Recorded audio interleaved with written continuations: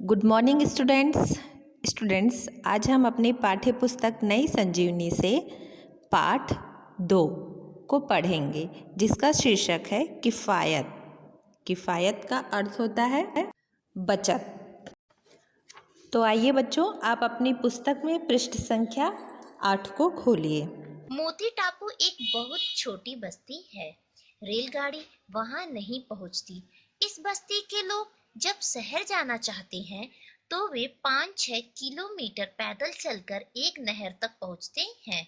नहर के किनारे पहुंचने के बाद रात भर नाव में सफर करना पड़ता है। उसके बाद 4-5 किलोमीटर तांगे में चलने के बाद गोरती पांडु नाम का एक छोटा सा गांव आता है। गांव से 60 किलोमीटर बस में जाने पर शहर आ जाता है। मोती टापू में अप्पा राव नाम का 10 साल का लड़का है। वह बहुत फिजूल खर्ची करता है। उस गांव में एक कॉफी होटल है। अप्पा राव हर रोज वहां जाता है, इडली डोसे खाता है, बार बार कॉफी पीता है। गांव में सस्ती और खाने की चटपटी नमकीन चीजें बेचने वाले फेरी वालों से भी कुछ ना कुछ खरीद कर खाता रहता है।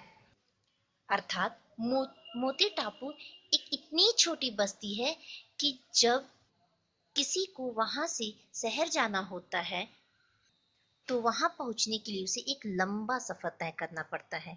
उसी गांव में अप्पा राव नाम का एक 10 साल का लड़का रहता है। वह बहुत फिजूल खर्च करता है। वह अक्सर करके एक गांव के कॉफी होटल में जाता है और वहां पर इडली डोसे खाता है और बार बार कॉफियां भी पीता है। आगे देखिए। यह तो रहा खाने पीने का हाल। उसके लिए अक्सर कपड़े सिलवाने पड़ते थे। कपड़े संभाल कर रखना वह जानता ही ना था। वह अपने कपड़ों को गंदा कर लेता था। अपने साथियों से लड़ता झगड़ता और कुश्ती लड़कर कपड़े फड़वा लेता था। हर रोज उसकी एक पेंसिल खो जाती थी, किताबें फट जाती थीं। नई किताब खरीदने के लिए वह शोर मचाने लगता था। वह बिल्कुल नहीं जानता था कि पैसा कैसे आता है और कहाँ से आता है। अर्थात अप्पा राव को रुपयों के महत्व का बिल्कुल ज्ञान नहीं था। इसीलिए जब उसके कपड़े फट जाया करते थे, पुस्तक फट जाया करती थी या पेंसिल खो जाती थी तो वह उन्हें खरीदने के लिए शोर मचाने लगता था। आगे देखिए। वह इकलौता बेटा था, इसलिए उसके पिता उसकी इच्छा के विपरीत जाकर उसे खिजाना नहीं चाहते थे। लेकिन उन्होंने कई बार अपने बेटे को यह समझाने की कोशिश की कि पैसा कितनी आवश्यक चीज है, उसे कैसे कमाया जाता है, उसे कितनी किफायत के साथ खर्च करना चाहिए। वह पिताजी के सामने इन सब बातों को बड़े ध्यान से सुनने का दिखावा करता, पर बाहर निकलते ही सब भुला देता। पिता ने निराश होकर एक दिन स्कूल के मास्टर के पास जाकर सारा हाल सुनाया और कहा, मास्टर साहब, अब उसको सुधारने का काम आपका ही है। अर्थात अप्पा राव अपने पिता का इकलौता बेटा था। उसके पिताजी ने भी उसे कई बार समझाने का प्रयास किया, किंतु वह उनकी बातों पर ध्यान नहीं देता था। उसकी इस बात से परेशान होकर पिताजी स्कूल के मास्टर के पास गए और उनसे अपनी सारी परेशानियों के बारे में कहा। उन्होंने अप्पा राव की जिम्मेदारी मास्टर साहब को सौंप दी। अब आगे देखिए। मास्टर साहब ने अप्पा राव को अपने पास बुलाया और कहा, तुम दोपहर को हमारे घर आ जाना। अप्पा राव हक्का बक्का रह गया। वह यह सोचकर घबराने लगा कि ना मालूम वे क्या क्या सवाल पूछेंगे। डर के मारे धीरे धीरे कदम बढ़ाकर वह मास्टर साहब के घर पहुंचा। वह किवाड़ के पास सहम कर खड़ा हो गया। अप्पा राव को दरवाजे के बाहर देखते ही मास्टर साहब ने बड़े प्यार से अंदर बुलाते हुए कहा, आजा बेटा आजा, बाहर क्यों खड़ा हो गया। यह सुनकर अप्पा राव की जान में जान आई। मास्टर साहब ने उसको चटाई पर अपने पास बिठा लिया। क्यों बेटा, परीक्षा नजदीक आ रही है ना, खूब तैयारी हो रही है, मास्टर साहब ने पूछा। अर्थात अप्पा राव के पिता की बात को सुनने के बाद मास्टर साहब ने अप्पा राव को अपने घर बुलाने का फैसला किया। अप्पा राव को इस बात का भय था कि न जाने उसके मास्टर साहब उससे क्या क्या सवाल पूछेंगे। लेकिन जब अप्पा राव उनके दरवाजे पे पहुंचा तो मास्टर साहब ने बड़े प्यार से उसे अंदर बुलाया और अपने पास बिठा लिया। आगे देखिए, अप्पा राव ने हाँ में सिर तो हिलाया, पर उसका दिल घबरा रहा था। यह पूछकर मास्टर साहब ने अखबार हाथ में लेकर पढ़ना शुरू कर दिया। उस अखबार के पीछे की ओर एक तस्वीर थी, चंद्रमा की तरफ उड़ने वाले एक चंद्रयान की। उसे देखकर अप्पा राव को मन ही मन लगने लगा कि वह भी उस रॉकेट में बैठकर चंद्रलोक की ओर जा रहा है। अप्पा राव ने सहमे सहमे मास्टर साहब की ओर देखा।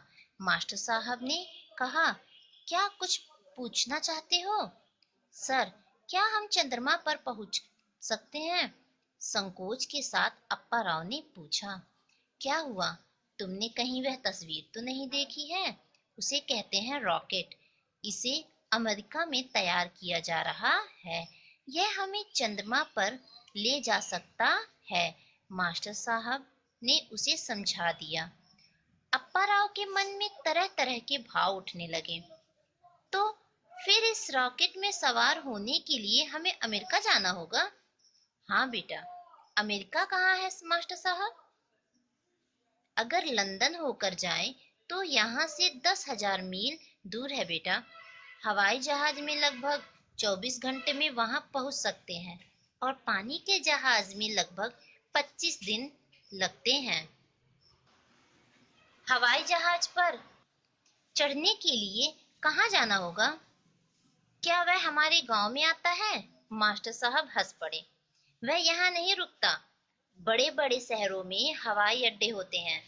इसके लिए मुंबई या चेन्नई जाना होगा, जिसके लिए बहुत सारा पैसा चाहिए। सर, कितना पैसा लगेगा?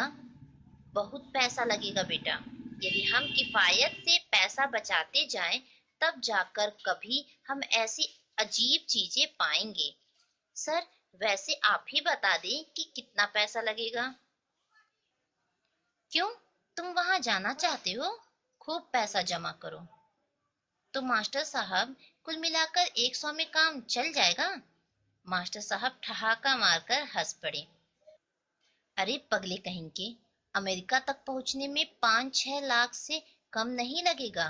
तुम्हारा मकान, तुम्हारी खेत, सब कुछ बेचने पर भी इसमें आधा किराया नहीं बनेगा। लाखों किलोमीटर दूर चंद्रमंडल पर रॉकेट में जाने के लिए लाखों रुपए लगते हैं, जानते हो? बाप रे बाप, इतना पैसा लगेगा? निराशा से अप्पा राव का सिर चक्कर खाने लगा। अर्थात जब अप्पा राव ने चंद्रमा की तरफ उड़ने वाले एक चंद्रयान की तस्वीर देखी तो उसके मन में इसके विषय में जानने की इच्छा प्रकट हुई और वह डरते हुए मास्टर साहब की ओर देखने लगता है। मास्टर साहब समझ जाते हैं कि अप्पा राव कुछ पूछना चाहता है। उन्होंने अप्पा राव को प्रश्न पूछने के लिए अनुमति दे दी। अप्पा राव प्रश्न पूछने लगा। तब मास्टर साहब ने उसे बताया कि तुमने जो तस्वीर देखी है वह रॉकेट है। यह अमेरिका में तैयार किया जा रहा है। यह हमें चंद्रमा पर ले जा सकता है, लेकिन वहां पहुंचने के लिए बहुत ही ज्यादा रुपयों की आवश्यकता होगी। लेकिन यदि हम एक एक रुपया बचाएं तो हम ऐसी अजीब चीजें पा सकेंगे।